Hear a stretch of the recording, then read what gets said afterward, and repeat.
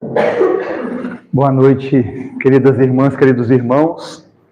É um prazer muito grande estar aqui na casa, é a minha primeira vez, né? Me sinto bem-vindo, é a primeira vez, mas já me sinto em casa. As casas espíritas têm essa propriedade de tocar nossos corações e gostaríamos de convidá-los ao estudo, né? Uma reflexão nesta noite. João, no capítulo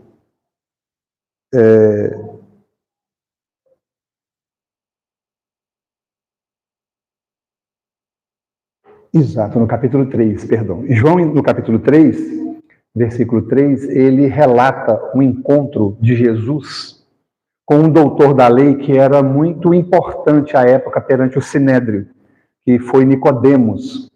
E Emmanuel fala que Nicodemos tinha uma certa vaidade, se envaidecia do seu grande conhecimento, do seu domínio da lei mosaica à época, né? E João relata que, no seu evangelho, que Nicodemos procurou Jesus à noite. E encontrando o mestre, ele fala que, ele confirma, né, perante Jesus, que Jesus realmente era um enviado de Deus, porque só sendo enviado do Pai, do Senhor, para poder fazer as maravilhas que ele fazia. Então ele fez esse comentário, né, essa afirmativa, ele não chegou a perguntar nada para Jesus, mas entretanto Jesus disse a ele, né, em verdade te digo que se alguém não nascer de novo, não pode ver o reino de Deus. Perguntou-lhe Nicodemos: como pode um homem nascer sendo velho?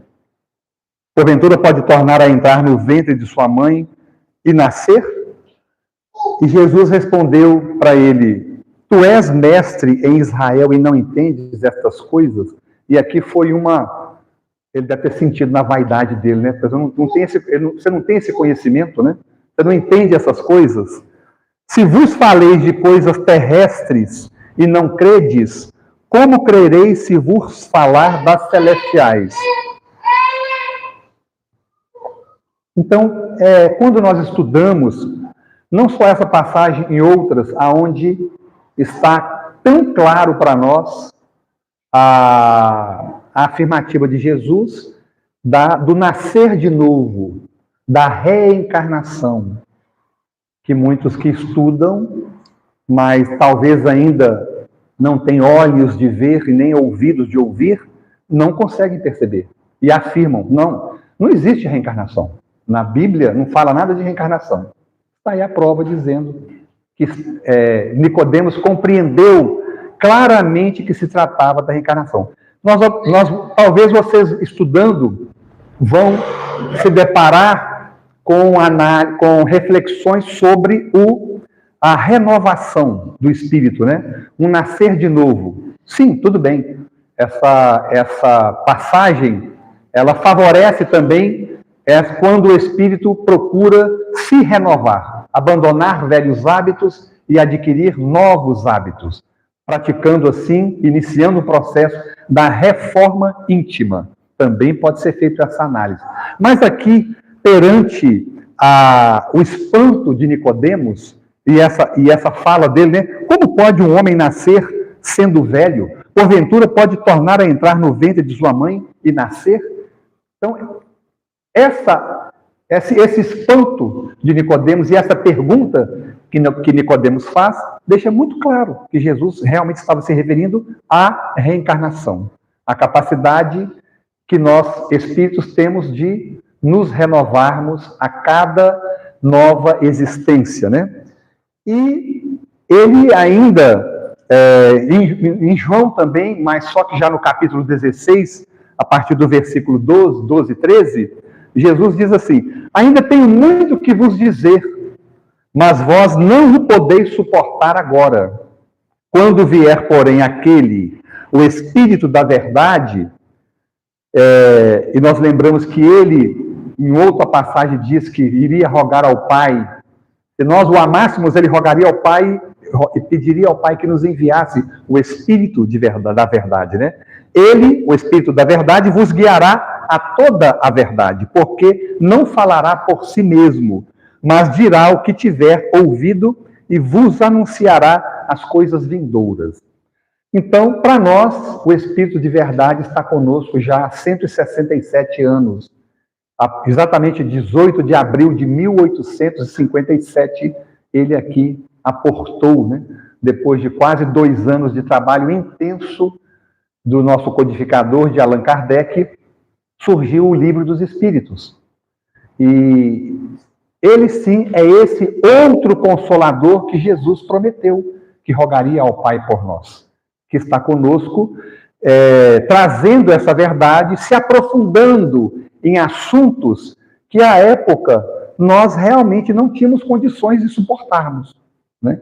Por isso que Jesus disse que a gente tinha muito a nos dizer, muito a nos ensinar, mas que nós confiássemos, aguardássemos, né? Guardássemos a fé, a perseverança, e lembrando essa fala de Jesus, nós confirmamos também mais uma vez, e sempre que Jesus falava e falou, né? Naquele momento ele falava a todos nós, espíritos imortais.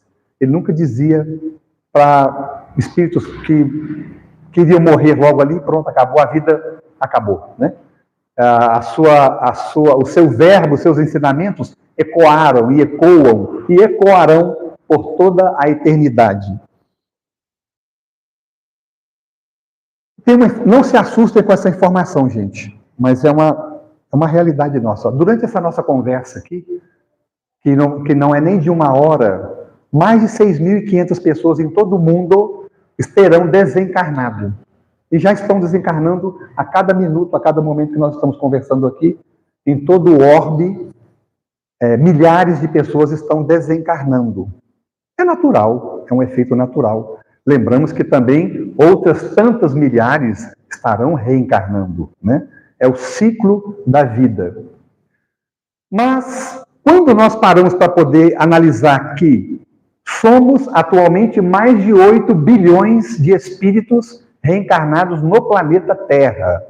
Desses 8 bilhões, cento e tantos milhões, apenas, claro que é um número significativo, mas vamos dizer assim, apenas 2 bilhões e meio são cristãos. 5 bilhões e 500 milhões não conhecem Jesus, não conheceram, professam outras religiões, o islamismo, o budismo, o taoísmo, o shintoísmo, o hinduísmo e outras tantas, né? E aí, Emmanuel, no prefácio do livro No Mundo Maior, ele faz esse seguinte comentário. Na verdade, ele prefacia, então, são algumas páginas riquíssimas. Nós pensamos numa fala dele, muito interessante, um trecho, né? Em que ele diz assim: onde albergar a estranha e infinita caravana? Caravana de milhares de irmãos que estão desencarnando e que irão desencarnar nesses 40, 50 minutos que estaremos conversando, né? Como designar a mesma estação de destino a viajantes de cultura, posição e bagagem tão diversas? Da contínua peregrinação do sepulcro participam, todavia, santos e malfeitores, homens diligentes e homens preguiçosos. Ele vai citando as características únicas e totalmente diferenciadas entre nós, filhos de Deus, irmãos uns dos outros, porém distanciados dentro do orbe planetário, né? Com culturas, ideias e filosofias, conceitos totalmente diversos uns dos outros. No entanto, filhos de Deus, amados do Pai. E onde é que eles vão? Aonde eles ficarão? Em que regiões, né, do plano espiritual? Ou então vamos destinar... não, essa turma toda vai para o inferno, né? Porque não conheceram o Cristo. Então, e essa outra parte vai... Então, são conceitos que nós respeitamos naturalmente, mas como estudantes da doutrina espírita, nós percebemos o nível de infantilidade ainda, de imaturidade, né, de muitos irmãos nossos que não conseguem, ainda não conseguiram romper o círculo acanhado dos seus pensamentos, dos seus sentimentos, de dogmas arraigados, aonde não concordam, não param, na verdade, não param para pensar, né, para refletir como estamos fazendo nesse momento. Por quê? Porque elegeram alguém para pensar por eles. Abdicaram do direito que todos nós possuímos, que é um direito sagrado, de pensarmos por nós mesmos e de decidirmos por nós mesmos. Entregaram sua vida na mão de condutores. Seriam falsos profetas? Talvez. Porque somos responsáveis.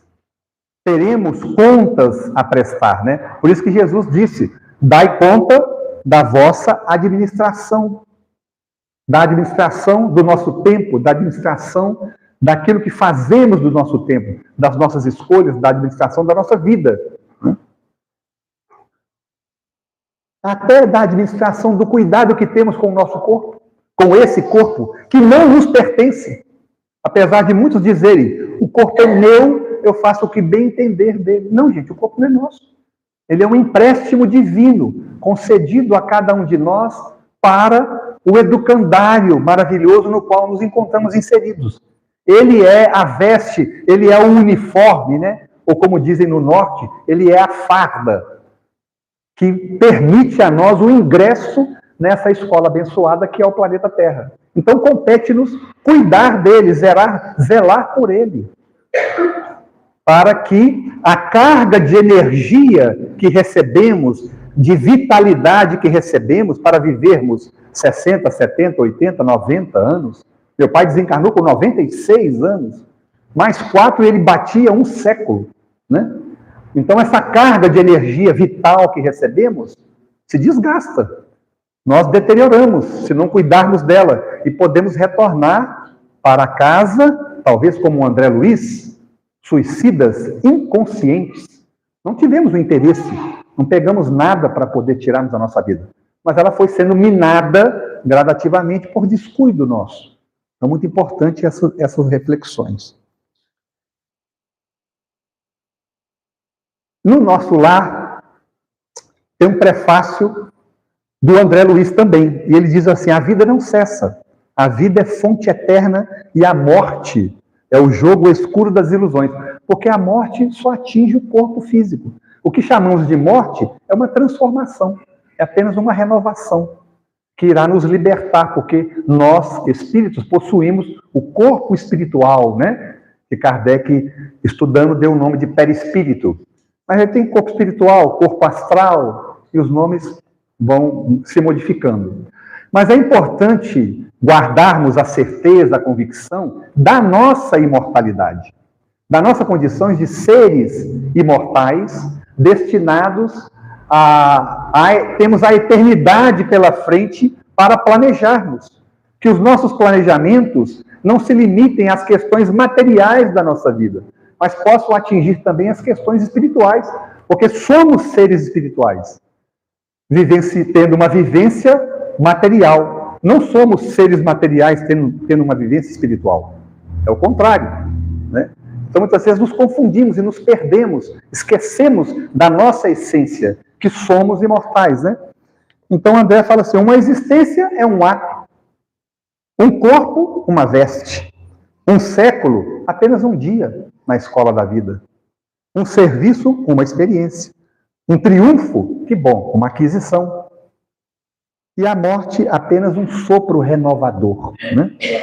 Então, talvez vocês já ouviram, e é comum ouvirmos, muitos falam, né? Pessoal mais jovem, gente, ó, a vida é uma só. Nós temos que aproveitar o tempo, olha, vamos curtir a vida, porque morreu, acabou. A vida é uma só. Então temos que aproveitar, e esse aproveitamento da vida normalmente são os prazeres que a vida tem. Vamos curtir festas, viagens, etc. Um foco muito no material, é uma visão materialista, né? Que atinge muitos espíritas também, desavisados. Então, daí a nossa preocupação, né? De estarmos atentos Porque, interessante, essa fala é correta, a vida é uma só. Né? Quer no corpo de carne, quer fora do corpo, no plano espiritual. A vida é uma só. Agora, as existências, as etapas evolutivas, teremos inúmeras. Já tivemos milhares. E teremos outras tantas milhares, quantas forem necessárias, até atingirmos a perfeição relativa à qual fomos criados para atingirmos, né? Porque Deus deseja essa felicidade nossa. Como disse Jesus, né? Eu vim para que tenhais vida, e vida em abundância. Não é apenas sobrevivermos, né? Mas é vivermos em abundância espiritual, em alegria espiritual, né? Compreendendo os porquês da vida, os percalços, né? E seguindo em frente. Então, Kardec, naturalmente, se preocupou com isso. Lá no Livro dos Espíritos, no capítulo 4, que trata da pluralidade das existências, ele faz a seguinte pergunta, na 166. Como pode a alma, que não alcançou a perfeição durante a vida corpórea, acabar de depurar-se? E aqui a gente lembra que Kardec convencionou, né, no introito, na introdução do Livro dos Espíritos, que é uma introdução fantástica, demorada, aprofundada, que ele, quando falasse alma, ele estaria se referindo ao espírito, a nós aqui, né? Ou pelo menos a maioria de nós, porque temos muitos irmãos espirituais dando-nos o prazer de sua presença conosco, ouvindo, aprendendo, reflexionando, refletindo, sendo despertados, sendo acordados para a nossa responsabilidade. Então, quando ele falasse alma, ele estaria se referindo ao espírito reencarnado, no corpo de carne. E quando ele falasse espírito apenas, é o espírito que já desencarnou, está na vida espiritual, né? Então, como é que a alma pode se depurar durante a vida corpórea? Acabar de depurar-se, né? Sofrendo a prova de uma nova existência. De uma nova existência, dentro da mesma vida, né? E aí ele continua questionando, letra A, da mesma 166. Como realiza essa nova existência? Será pela sua transformação como espírito? E os espíritos respondem, depurando-se a alma, indubitavelmente experimenta uma transformação, mas para isso necessária lhe é a prova da vida corporal. Então é o renascer, né? Reencarnar. Não o renascer se renovar interiormente, mas o renascer realmente no mergulho na carne. Lembrando que esse momento ele é muito especial para o espírito. E nós não estamos sozinhos. Benfeitores espirituais, irmãos mais velhos, aqueles responsáveis que são verdadeiros tutores, né? Responsáveis pelo nosso processo, pela nossa evolução, pelo processo reencarnatório, para nos acompanhar se estamos aproveitando ou não, qual o nível de aproveitamento. Tudo isso existe. E tudo isso é anotado, né? É gravado, é registrado, né? Eles planejam, é feito um planejamento. Ontem estávamos refletindo como é importante para nós, espíritos, estarmos lúcidos e participarmos de forma lúcida desse planejamento, de algo tão importante que diz respeito, porque é a nossa vida, é a nossa evolução. Então, as dificuldades, as atribulações que vamos passar, né, quantos espíritos rodam realmente as dificuldades para não nos desviarmos do caminho, porque são inúmeras as tentações, são muitas portas largas que surgem na nossa vida, né? E Kardec ainda continua perguntando, existe a letra B da 166. A alma passa, então, por muitas existências corporais. Ele era sempre questionador, desejando que o espírito falasse exatamente aquilo que ele estava pensando. E aí o benfeitor responde, sim, todos contamos muitas existências. Os que dizem o contrário pretendem manter-vos na ignorância em que eles próprios se encontram. Esse o desejo deles. Essa ignorância é muito interessante, porque nós sabemos que os espíritos influenciam a nossa vida, né? E essa influência benéfica ou maléfica depende única e exclusivamente de nós. É uma afirmação que não é para nos assustar, mas é para nos alertar. tendo em vista que a mãe, eu me lembro da mamãe falando isso, de repente vocês, o pessoal que tem mais vivência, né, no corpo físico, vai lembrar mamãe, vovó, meu filho, cuidado com as más companhias, né? Cuidado com as más companhias. Quem com porcos anda, farelos come. Tem umas frases assim, uns ditos, né? Uns ditos populares, né? E parodiando esse dito popular, transformando na visão espiritual, a Sueli Caldas Schubert falou assim, e também no dito popular, assim, ó, diga-me o que tu pensas, que eu te direi com quem tu andas, né? Aí nessa frase ela colocou assim,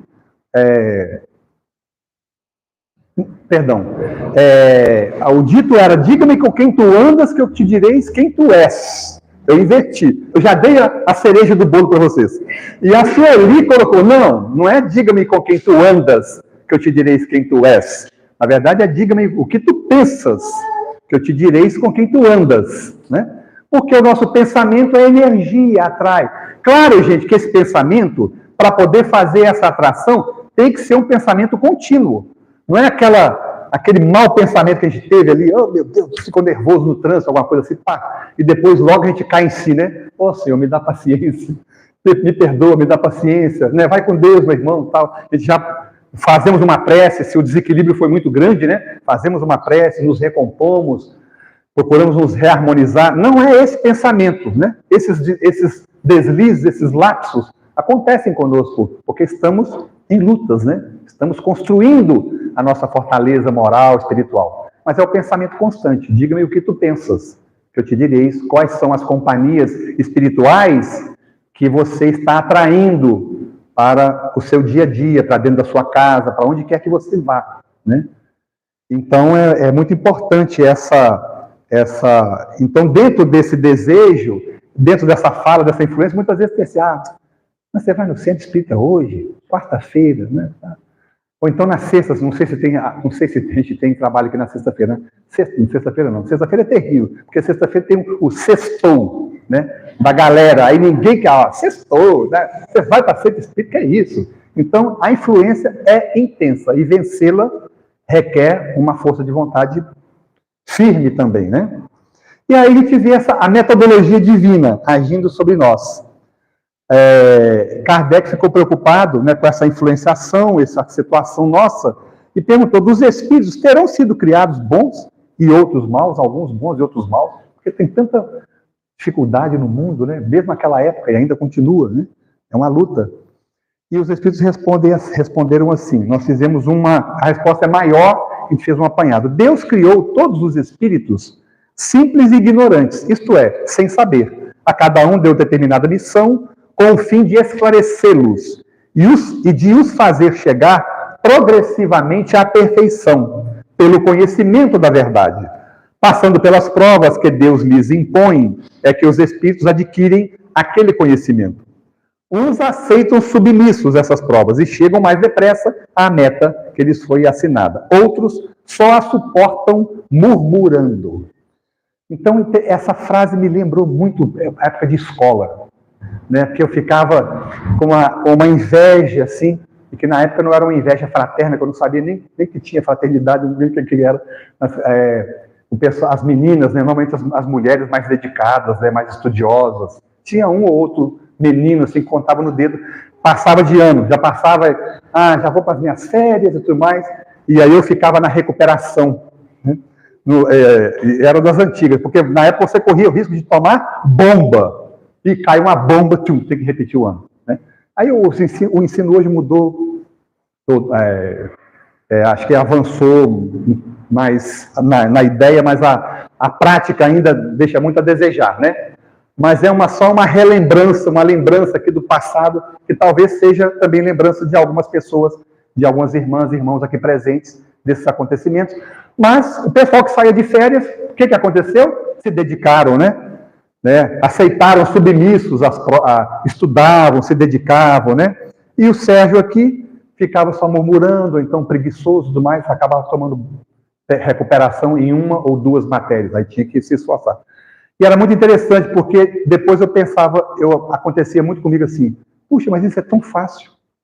Por que eu não me dediquei antes para poder não pegar a recuperação? Então, é muito interessante esse olhar interior, esse autoconhecimento, né?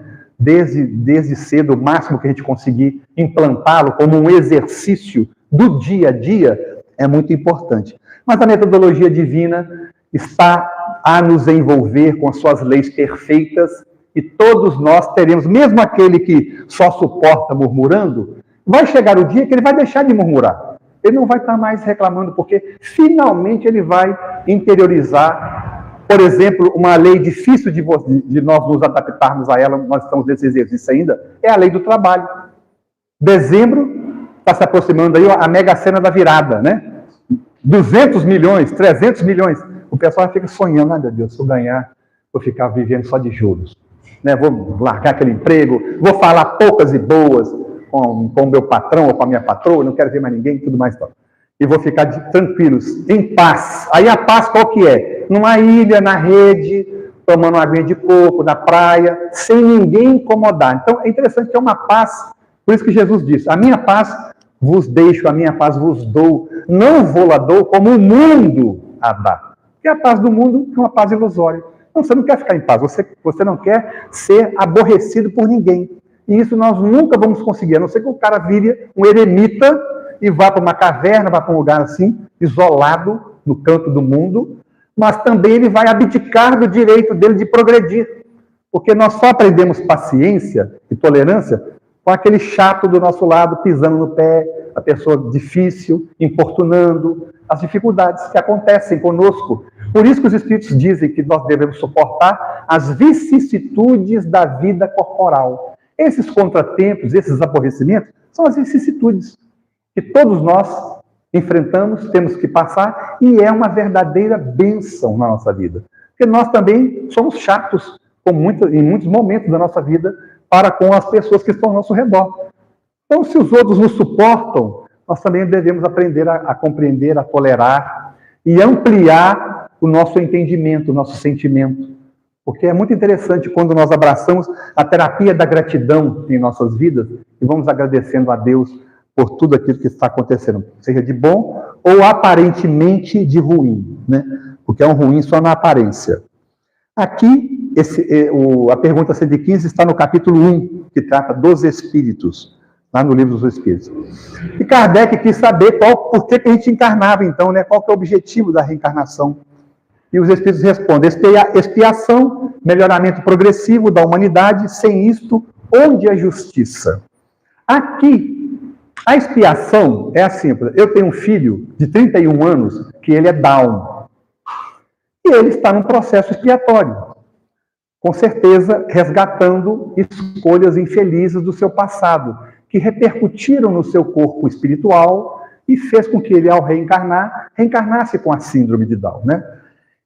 Mas também existe a prova. Nós sabemos, né, que o nosso mundo, nós afirmamos sempre, o nosso mundo é um mundo ainda de provas e expiações. Por isso que eu me reportei à escola, né? A escola e o nosso corpo físico sendo o uniforme, a farda, que garante o nosso ingresso nessa escola. Então nós temos provas, testes, todos os dias. Desde os mais simples, os mais pequeninos, que muitas vezes nem nos apercebemos que é uma prova, que é um teste, mas e outros mais complicados, mais difíceis. E também temos os processos expiatórios, que se caracterizam por dores mais intensas, por resgates, né, de vidas passadas, de existências passadas, né? Lembrando que a vida é uma só, então o vidas passadas fica meio estranha, são existências passadas. Sem isso, onde é justiça? Aí nós, já imaginou? Nós ficamos assim, quando a gente para poder pensar, né? Como os nossos irmãos lidam bem com Deus amoroso, com o pouco que nós já sabemos de Deus, nosso Pai, como eles lidam bem vendo tantas desigualdades, tantas crianças nascendo em sofrimento, em limitações, né? Corpos com limitações das mais variadas. Mas o espírito foi criado na hora, no momento do nascimento. Porque não tem reencarnação, não existe reencarnação na Bíblia, né? Isso eles pensam e acreditam e defendem, né? Mas eles ficam tranquilos. Eu não sei qual é a explicação, uma certa feita conversando com alguém. Não, mas isso é para é para demonstrar o poder de Deus. Mas que Deus é esse que precisa demonstrar o poder dele em cima de filhos que vão viver em sofrimento? Poucos. E às vezes nem vão conhecer Jesus nem nada. Ou seja, então o que aconteceu? Desencarnou com 12 anos, com 15 anos ou com 21 anos. Aí vai para uma região de sofrimento eterno. Então, gente, não dá certo, isso aí não bate, não dá, né? Para nós é tão claro que isso é uma injustiça, né? Então, qual é o objetivo da reencarnação? Proceder à justiça divina, né? Que ela vem sempre com misericórdia. Não é justiça humana que manda castigar. Você tem que ser preso e não sair nunca mais. Ou, tinha que ser pena de morte, porque pelo crime que fez. Não, isso não existe na justiça divina. A justiça divina sempre ela é praticada com misericórdia, com amor. Então, vamos renascer, vamos ter uma nova oportunidade. Olha, a sua existência, meu filho, vai ser uma existência de sofrimento. Mas, se você souber perseverar, se você souber agradecer a Deus, você irá resgatar e retornará em harmonia. Eu citei o caso do meu filho, né? Lembrando assim, essas reencarnações expiatórias, em grande maioria, elas também são terapêuticas, porque elas vão garantir que, ao final, quando retornando, desde que o espírito passe pela existência em paz, sem se revoltar, sem criar mais problemas, sem se tornar um criminoso nem nada, ela vai reajustar, reharmonizar a desarmonia que existia no seu corpo espiritual, na sua mente, na sua consciência, e ele vai estar em paz. Ele sempre foi muito inculcado porque ele é o baixinho da turma. O Down não cresce muito, né? Ele é o baixinho. O pai tem 1,87 m e os dois irmãos têm 1,93 m. Quando eu reúno com os dois, eles ficam me zoando, me chamando de baixinho. Um fica de um lado, outro do outro. Aí, baixinho. Eu meço 1,87 m, eu sou alto, mais de 1,80 m. E o Igor, teve uma época da vida dele que todo dia ele reclamava: papai, eu não vou crescer, papai, não.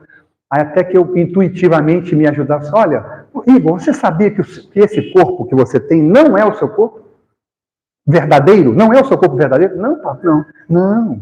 Olha, você é altão, assim, mais alto que o papai, igual os seus irmãos. Você é bonito e tal. Fui falando para ele. Ele ficou fazendo uma carinha assim, rindo, né? Assim, imaginando, né?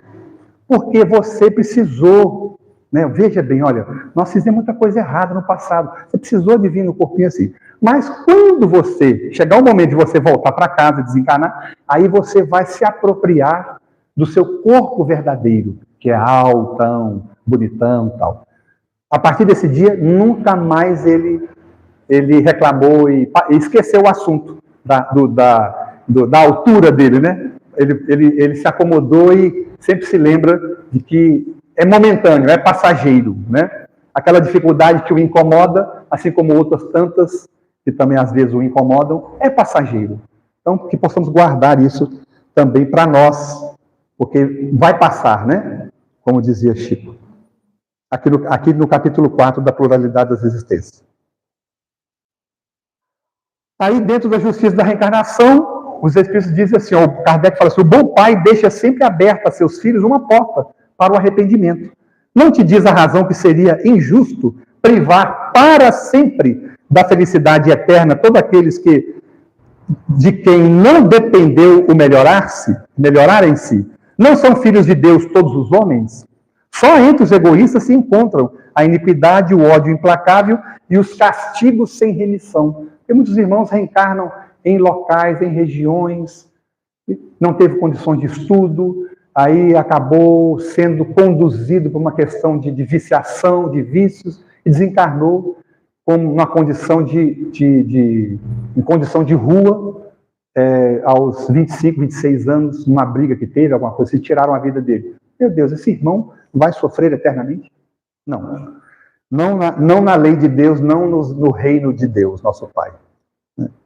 Questão 171 essa, também do capítulo 4.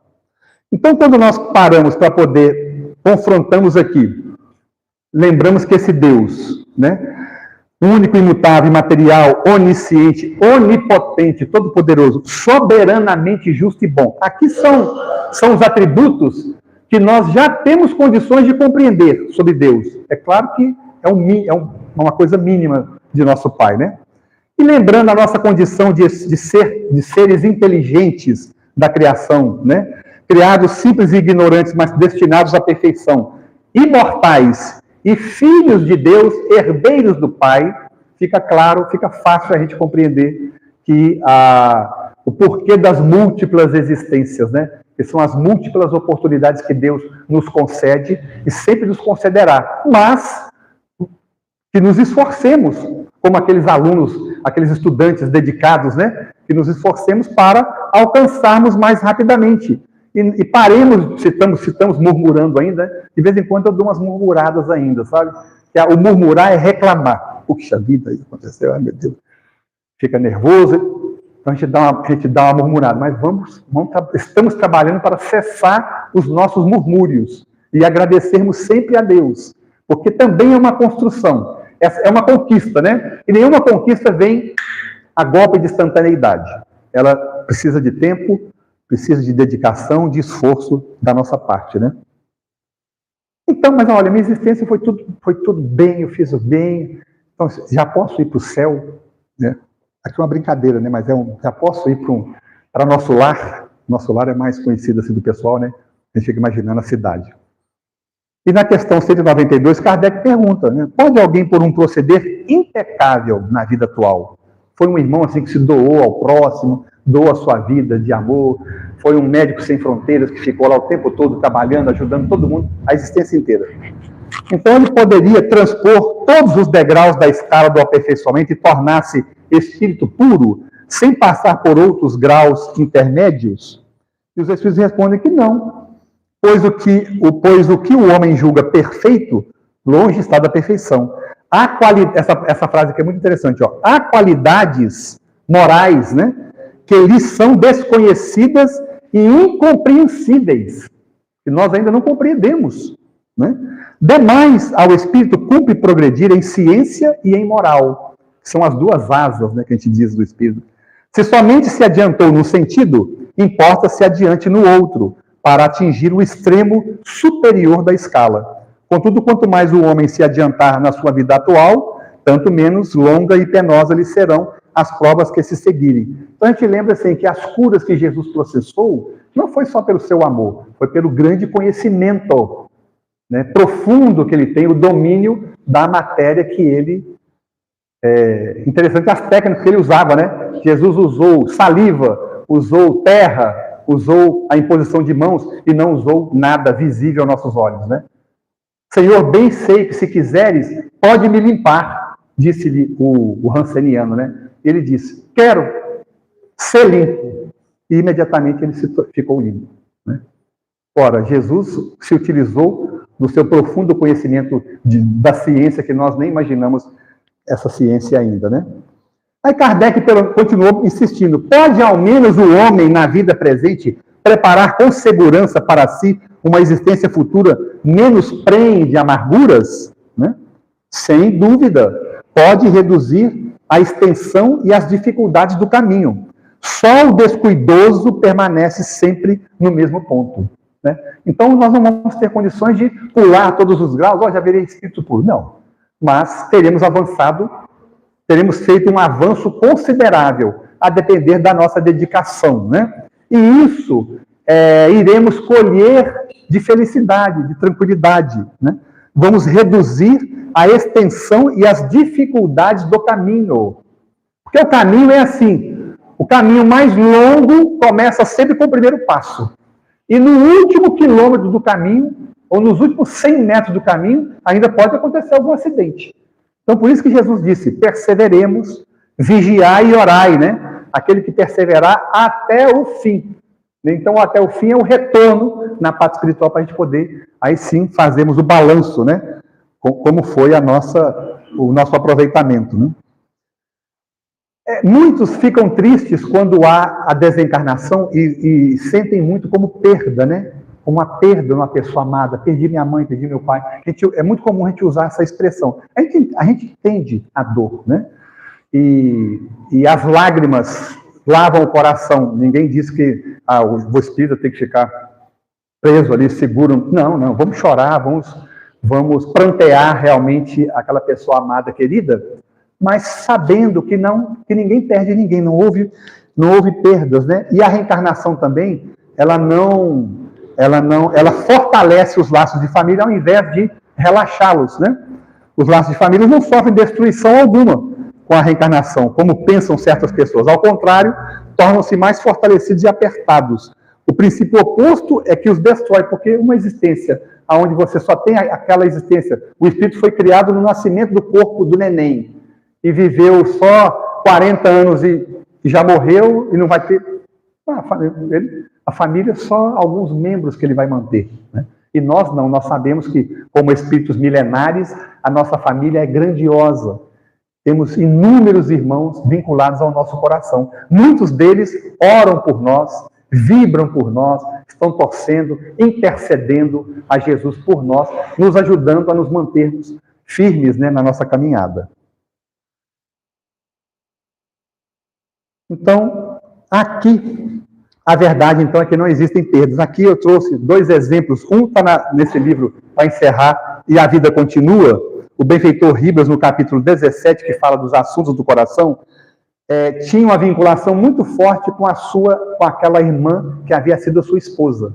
E ele conta assim, ó: sobrevindo à minha desencarnação, percebi logo que ela, a esposa, e eu continuávamos em plena vinculação mútua, qual se fôssemos partes integrantes de um circuito de forças.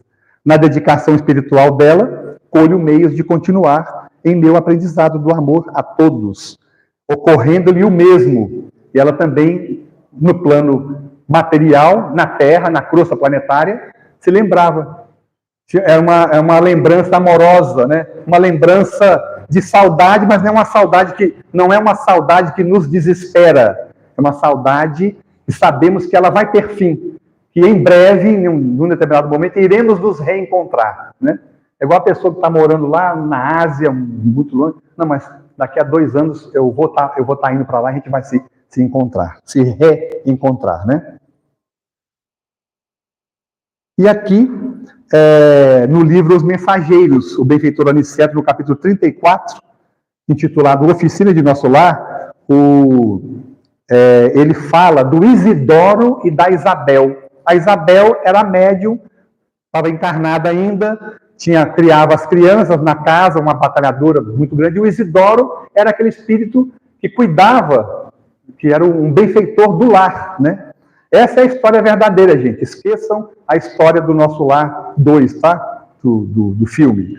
Essa aqui é o livro, é a história verdadeira. Então, ele diz assim, Aniceto fala assim, ó: há 3 anos voltou ele para a nossa esfera, o Isidoro, né? Desencarnou, né? E, contudo, graças ao altruísmo da esposa e aos vínculos de amor espiritual que conservam acima de todas as expressões físicas, continuam estreitamente unidos, como no primeiro dia do reencontro na existência material. E ele ainda continua elogiando, fala assim: a condição dele no lar é de esposo amigo, pai devotado, sentinela vigilante e trabalhador fiel, né? Então, é muito lindo. É só um exemplo que o André traz para nós, os Espíritos permitem, né? Para saber que os nossos laços não se rompem. Aqueles que amam verdadeiramente continuarão amando sempre. Porque o amor não conhece fronteiras, né? Não tem vibrações, não tem impedimentos vibratórios, né? Então, a nossa vinculação continua. Por isso que as nossas preces pelos nossos amados que já partiram chega até eles, assim como a deles também chega até nós de forma imperceptível, como coragem, força de vontade para poder enfrentar um desafio, vencermos, levantarmos mais uma vez, principalmente na época de muito frio, né? Para poder sair da cama é um sufoco. Então, vamos encarar a luta. Então, é bonito a gente perceber que Deus permite essa nossa vinculação, que a nossa família espiritual vai se ampliando. Por isso que acontecem muitos reencontros, né? Os reencontros dentro da família, mas os reencontros também na casa espírita, nos templos religiosos, os reencontros no ambiente de trabalho, os reencontros no ambiente de educação, né? Escolas, universidades, etc. Então, a todos os momentos, estamos sujeitos a nos reencontrarmos com amores, mas com simpatias, mas também com antipatias. Quando percebemos que é um reencontro de antipatia, cabe a nós o esforço de abrirmos o nosso coração, compreendermos que nós também muitas vezes somos antipáticos para com as pessoas, né? E transformarmos, aproveitarmos aquela oportunidade para transformarmos e conquistarmos aquele coração. Queria agradecer e rogar que Jesus continue nos abençoando cada vez mais.